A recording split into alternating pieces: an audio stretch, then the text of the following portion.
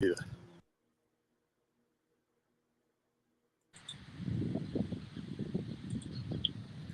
Well, good afternoon and welcome to the podcast.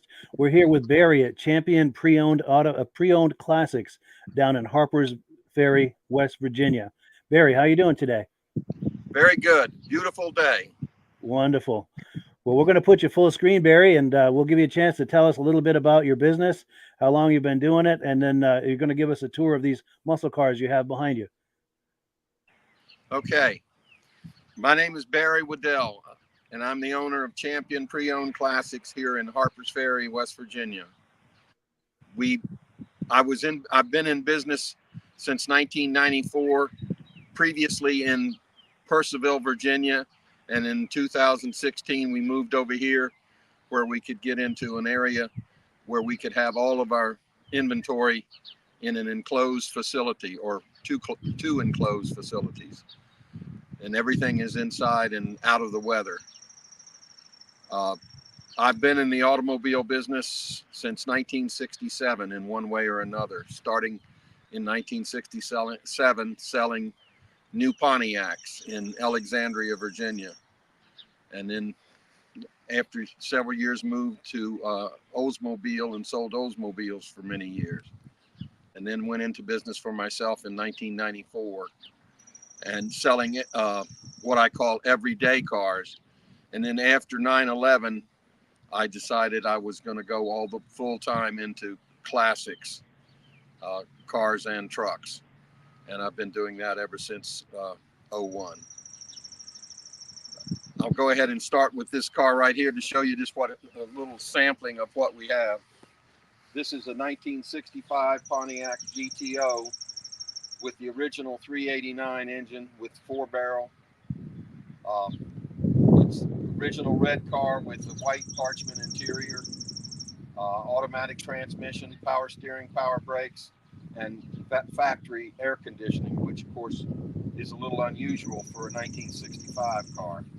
It's got the optional Valley One wheels with the red line tires, and interior has been replaced back to factory original.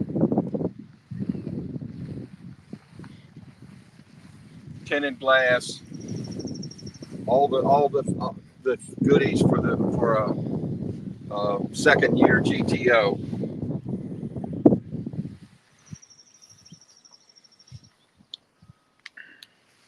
Looks like the birds have already put a deposit on it since we put it out here today.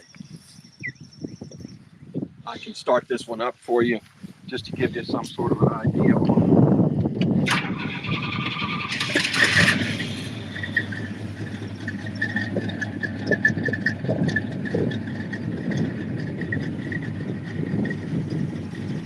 Kind of unusual to have the parchment interior in these cars. Of course, it has the bucket seats and the console between the seats. These cars have really gained in popularity in the last 2 or 3 years. The real GTOs have really come on strong, almost comparable with the SS Chevelles. Chrome is good.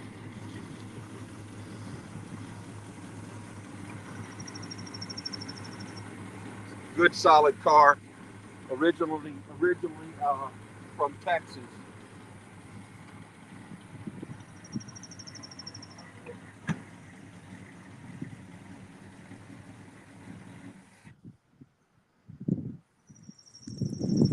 Okay, we'll move to this one here. This is a 1969 Camaro Z28. This is an original real Z28 with the matching number original drivetrain, the 302 engine, 4-speed transmission, 12-bolt rear end with positraction, and it has the optional console with the gauges, the factory tachometer, front and rear spoilers. The front spoiler's not on it now, but it comes with a front spoiler and the Cal induction hood. It's got the white interior in it.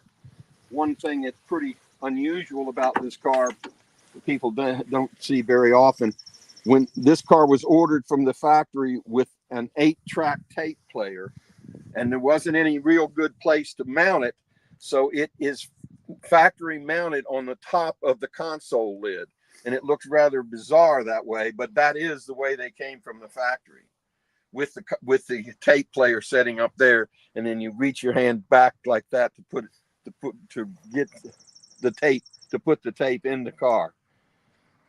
These cars are obviously very, very collectible, and it's very, very important on these cars to have the matching number drivetrain, because so many of these cars were made into race cars and abused and so forth. So to find one that's that original is a little bit hard to come up with.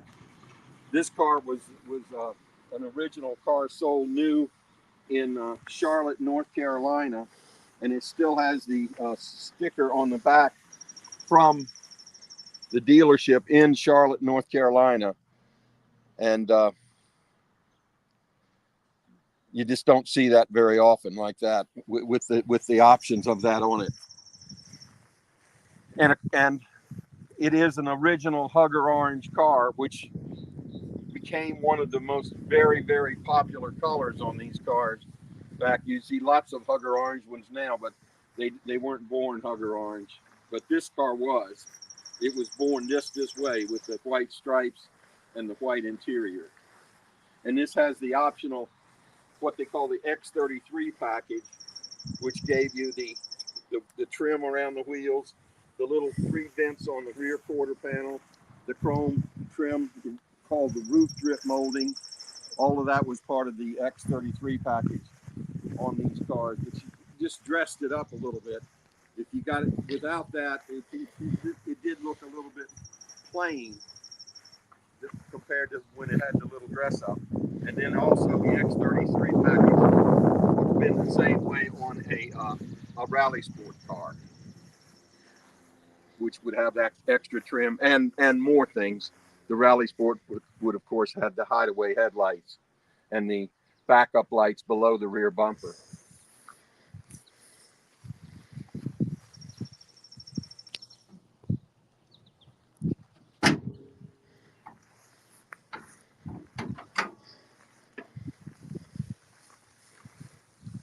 Power disc brakes were also standard on the Z28 in 69. That was part of the Z28 package.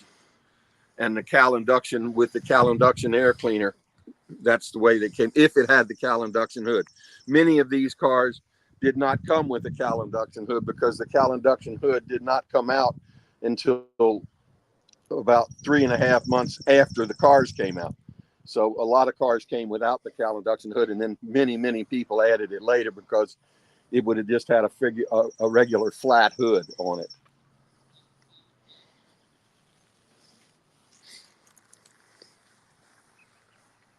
Okay, we'll move along here. This is just a 71 Chevelle. It's an original Malibu that's had some upgrades to it. It's a lot of metal panels have been replaced. The quarters have been replaced, and some of the other panels. And it's got a basic 350 engine, but it's been warmed up a little bit with automatic transmission, power steering, complete new interior in it. Surprisingly, most of these Malibus came with a bench seat. The bucket seats were an option, but most of the ones you see that were just a plain bench seat in them, because this was the car that it's the same car as the SS without the bigger motor. This car's had been freshened up just to make a real nice Sunday cruiser type car with a good solid body. The torque thrust wheels just makes for a nice cruiser. Chevelles are kind of the king of the hill on many of these things, because so many people like them, and so many of them were made into race cars.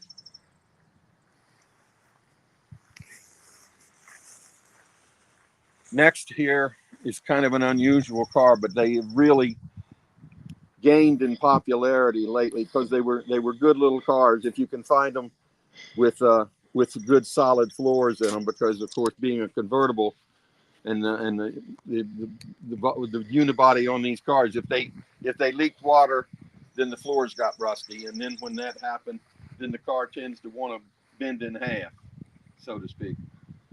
This car came out of the deep south. Floors are very solid, and it's got the optional V8 engine in it, the 260 V8. This is a 1964 Falcon Futura, and this car also has the optional 4-speed transmission, which is a little unusual for these cars, especially in a convertible. But they just make a great little driver. They're fun to drive. They're quite peppy, even with the 260 V8. They're quite peppy, and just gaining in popularity all the time, just because they're just such a cute little car, and actually pretty spunky. And of course, so many of these cars were modified with a 289 or bigger 302s and so forth in them. But this car is just a very original, good, solid driver type car. It's got the power convertible top, and then you can drop it down and do your Sunday afternoon cruise anywhere you want to go with it. They're reliable.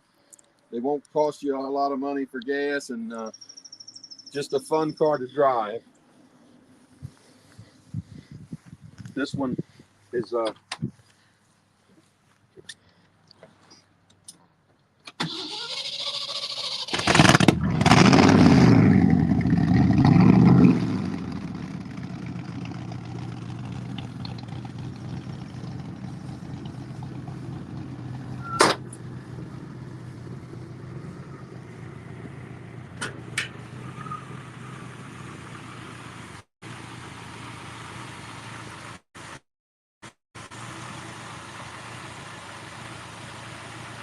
when Ford did these cars, when they had a V8 engine, they did some other things to stiffen things up, and 5 lug wheels rather than 4 lug wheels and stuff like that.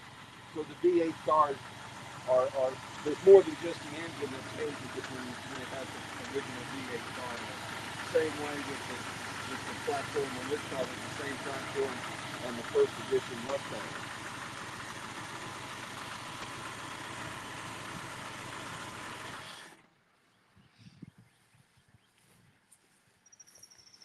Okay, moving along here.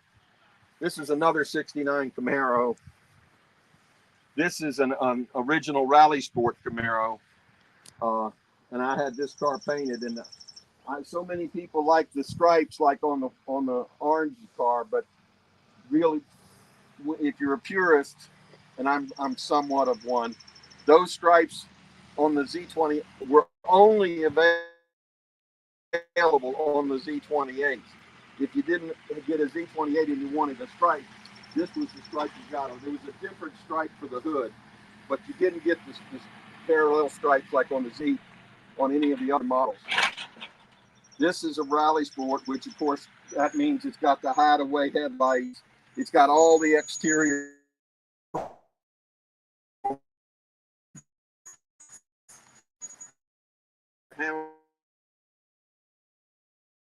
car has factory air conditioning, automatic transmission, power steering, power disc brakes, 12-bolt rear, positive traction, a console with the gauge package, the tachometer, the spoilers, the Cal induction hood. It's a pretty well loaded up car. This car, however, does not have the original engine. It's got a later model LT1 engine, aluminum head LT1 engine in it. So it runs out extremely well. But it's a nice loaded up car. It's a great cruiser, and it's nice on one of these cars with air conditioning. But it's got all the extras to make it like that. This car is I've just put these wheels on it. I have the rally wheels and raised white letters that were on it, so it could go either way with either this or the rally wheels. Some people might like those better, but I kind of like the hockey stick stripes on them. And you don't see that many because so many people now think that they like the Z28 stripes so much better. But it's just a matter of what turns you on, so to speak. But it's an unusual car with the options it's got, and a good solid car. This car is painted in the factory color of dusk blue. In '69, the Camaro offered 3 different blues.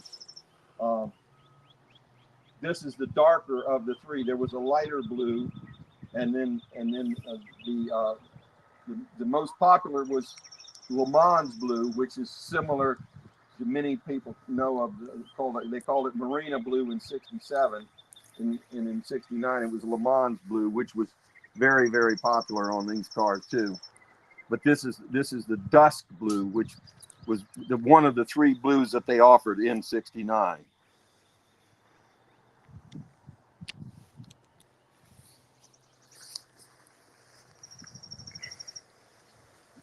Over here now we have the standby.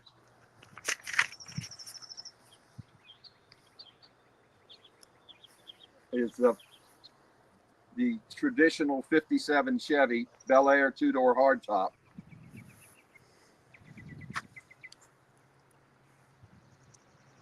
These are about the car of the 1950s. Most anybody that you can talk to that doesn't even know anything about cars will look at one of those and say that's a '57 Chevy. It's kind of the standard of the '50s cars. It seems like you go to a show, there seems like there's more of them now than there was 20 years ago, but they're a timeless piece. This one is in the tropical turquoise. It's got the optional fender skirts, and it's got the matching interior with the turquoise and with the black inserts. This is all the way they came, the factory that they came that way. Of course, it's got the skirts, and this one has the optional Continental kit on the back, which was, of course, very, very popular in the '50s.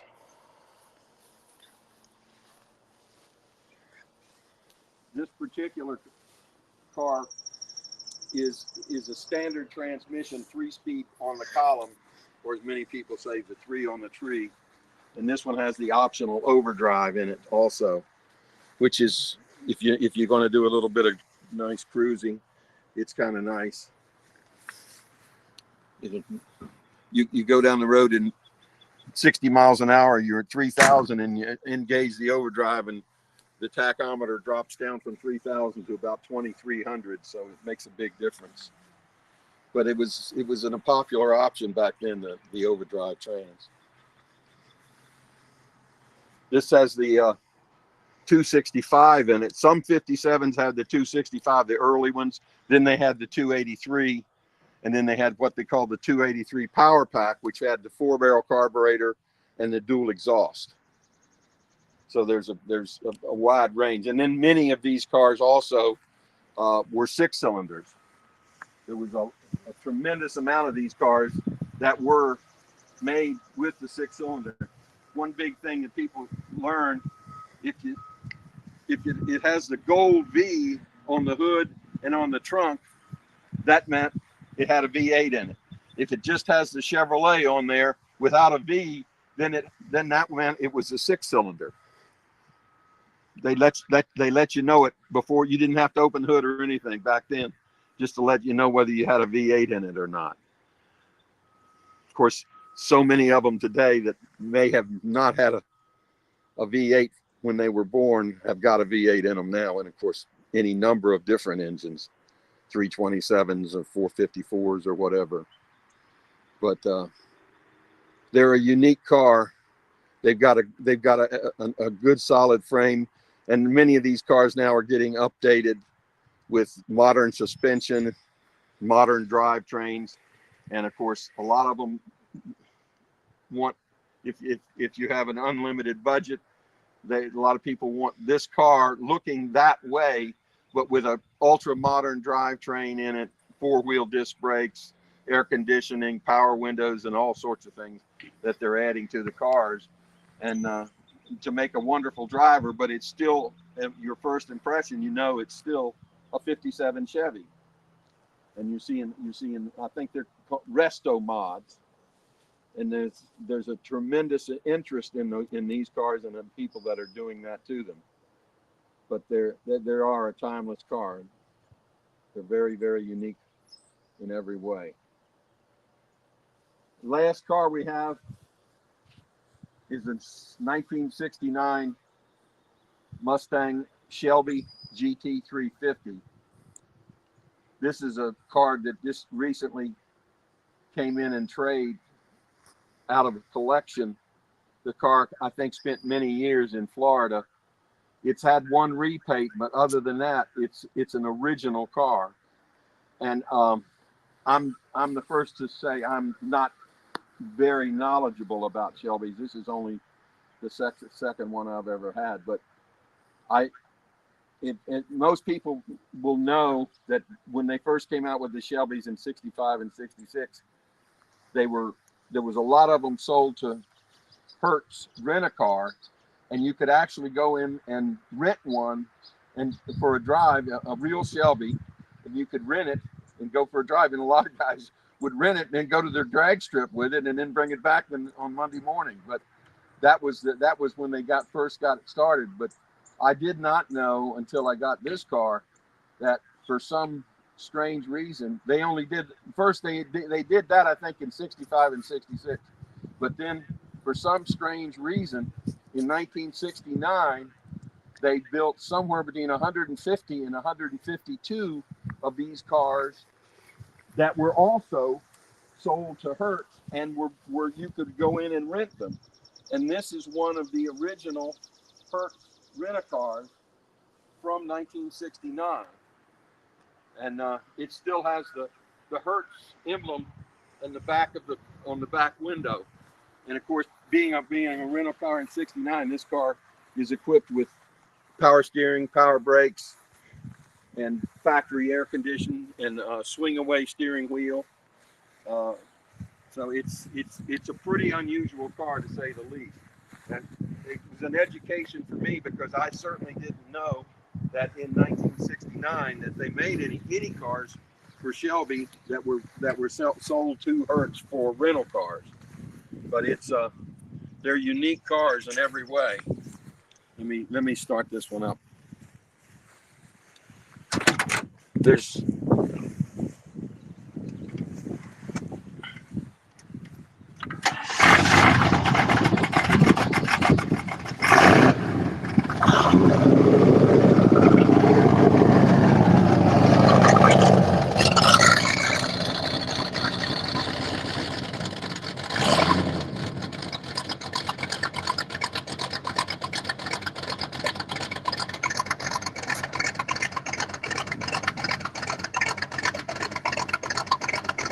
one of the specialties on these Shelby cars was the exhaust system, and I think it's probably as unique as any exhaust system, and the sound is unique as any car you'll ever find.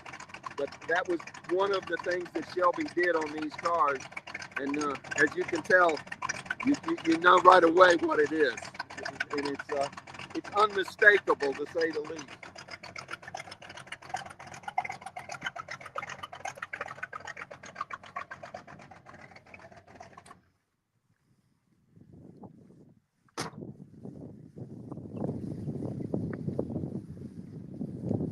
These cars came with a special wheel that was also part of the Shelby package, and the standard tire on these cars was an F60 15 with the wheel. Of course, none of the other Mustangs came with 15s in '69. They came with 14 inches, but these are the F, and with a pretty large tire for these cars. This car's got the set of tires on it is original, and I think that's one of the few tires that I know of. To my knowledge, no one has reproduced it because it doesn't have the size of the tire in the white letter, which is pretty much the way most everything else in those reproduction tires has got the size also in the white letter, but this one doesn't. So this may have an original set of tires on it. I can't verify that, but that's just what I'm thinking about it. But that gives you an idea.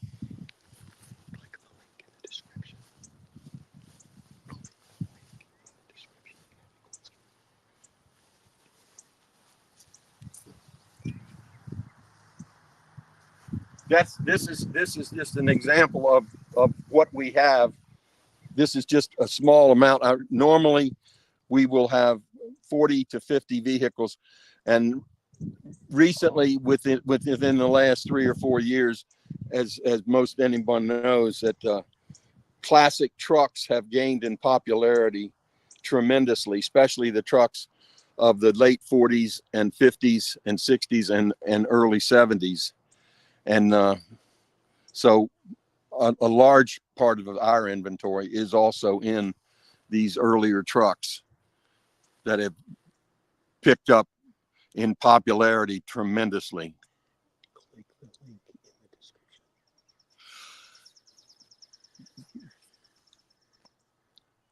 If you have any questions or anything you would like to check on, any problems or anything that you need to know, if you click on the link in the description, we'll be glad to take care of it and answer your questions or whatever you might need.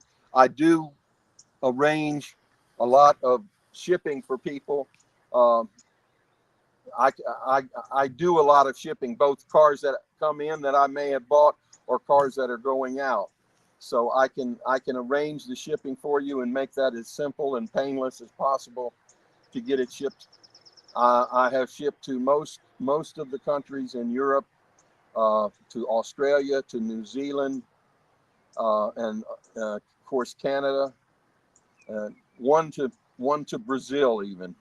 So if we can arrange shipping for you, if you have any questions on anything, just click on the link and I'll be glad to answer anything you might have, any questions you might have.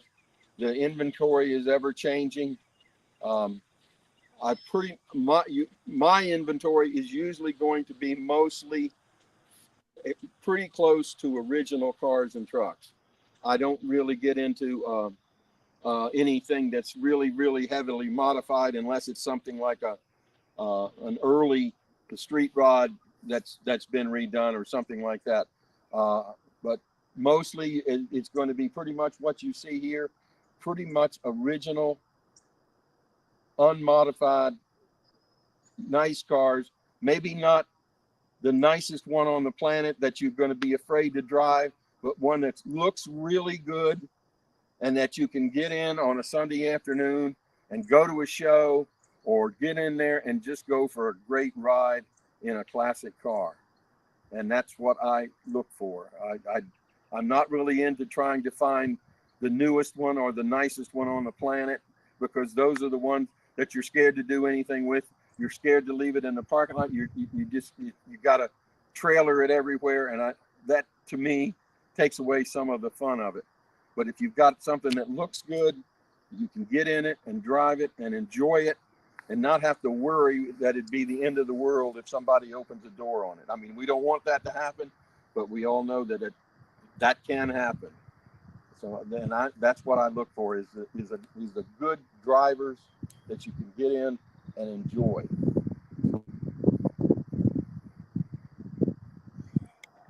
Yeah, I really like your philosophy on that, Barry, as far as, something that people can enjoy and take to cruise nights and car shows. And there's something to be said for that. That's a big part of the investment. It's great when they can appreciate and they're too nice to drive, but something to be said for enjoying that. That's a big part of the experience. I think you see more and more of that, where people that have had just fantastic, beautiful cars, but they were afraid to enjoy them. They were afraid to drive them. And they said, well, what? It's not doing me any good like that. It's just sitting in my garage, or I haul it to a show and haul it home. But people want to be able to get in the car and then go for a ride and enjoy it. And that's kind of what I look for, is something like that. That's just not the greatest one on the planet, but a really nice car that you can have fun with. Yeah, nice solid examples. And from what I can tell, each of the ones we looked at today are exactly that. Really nice examples that you can enjoy. And I also like the stories that you had behind some of the cars, like that Hertz story on that Mustang, and the story about the difference between the V6 and the V8 on that 57 Chevy. Really cool to hear those stories. It's very informative. Yeah, they had a lot of different ways back then to let you know if you had a V8 car, because there were so many of those cars. Of course, when you go beyond 1955, there was almost all were 6-cylinder cars or straight eights or something like that. But when they came out with the V8s, and especially in General Motors and in Chrysler also, they wanted to let you know it, and the people wanted to be able to let you know it too. Yeah. And they had the unique little way of this small little things like that really made a difference. And it's a great way for the car guys at the time to show off their knowledge and their expertise. That they know it's a V6 and someone else doesn't. Yeah. Yeah, very cool. Now, Barry, if someone is looking for a specific car, they're trying to locate a certain car, do you work for them? Do you work with someone like that to try to help them locate a car that they're looking for? I do, if it's, you never know what's going to turn up. I mean, it's just all almost a roll of the dice. But if someone calls that wants something and they're pretty specific, and I might know it, or I have people. I've done this for a very, very long time, so I talk to people every day and that are in the business. And so, if there's any way I can help them find something that they're looking for, I'd be glad to do it. Great to know. Yeah, so you have the ability to network and find things like that. But go ahead, continue your thought, Barry. I didn't mean to cut you off. No, I'm sorry. But another thing, I don't know how many of the other dealers do it or what they do or don't, but I do take trade-ins of other classic cars. And I've got several customers. I've got one customer that every 2 years he trades whatever he bought 2 years ago in on something new. He just and every time he brings me back the one that he bought, he makes it nicer, and that's how he enjoys it. He enjoys doing the little things and improving on it.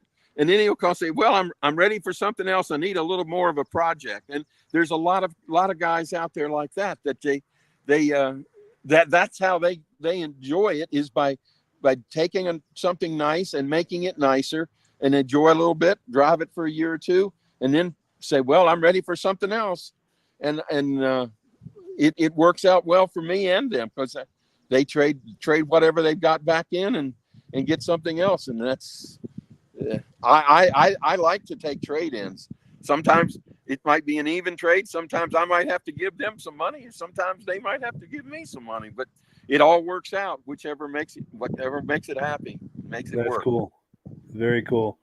And as we were saying earlier too, there is a link in the description. So if you have questions for Barry, either about the cars we're looking at or about a car you're trying to locate, or let's say months have gone by since this video has come out and you just want to find out what Barry has in his inventory, click that link. It opens up a little form. You can enter your information, ask him whatever questions you have, and he'll get right back to you with answers.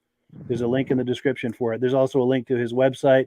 And if you see the rotating banner at the top of the screen, his phone number is up there. His web address is there. Please reach out to Barry and tell him that you heard about it on the podcast.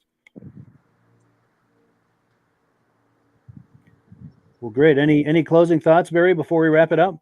Well, that's probably it. I as I said before, the inventory is ever changing, so I never know what may be coming in. I sent one out this morning to Florida, and so I'm sure we'll have more coming in, but I never really know until that day what it may be. But I'm constantly on the lookout for nice cars and trucks that that I can add into the inventory. Nice. So let's say someone has a collector car they're thinking about selling. Is it worth having them contact you to see if it's something you might entertain? Absolutely. Good, good. Yeah. I get a tremendous amount of the inventory just by word of mouth from people that say, well, I want to sell this, and they call me. I mean, I don't really get into the super big project type cars because I don't have anyone to do that. I have one man that does a lot of body and paint work for me, but um, he's kind of a 2-person operation, so he doesn't want too big a job. Excuse me. Sure. But and then I have one man that's doing mechanical work, and I have another man that's doing interior work for me. So I've got a little bit of everything, and so I'd love to have anyone that has something that they want to sell, give me a call, and if I can't do anything with it, I'll be able, maybe I can tell them where they can go to get it sold. Sure. So you have a good network of people you can reach out to if it's not something you can work with. Yeah, you get, when you've been doing it as long as I have, you learn where to go and where not to go. Sure. Well, good. It's good that you can put that expertise to work for someone. Yes, that's true. Well, great, great. Well, yeah, I'd like to thank you for doing this with us today. I thank us all. Thank you also to the viewers. We had some people viewing today and making comments, and we really appreciate that. And yeah, any questions at all, just reach out to Barry. There's a link in the description. You can fill out a form with some questions, or there's the website and phone number across the top of the screen and in the description as well. Please do not be shy about reaching out to Barry about anything you've seen here today or anything you'd like to try to have him locate for you. All right. Well, with that, we're going to wrap it up. Thank you, everyone. Have a wonderful day, and we'll catch you tonight on the podcast.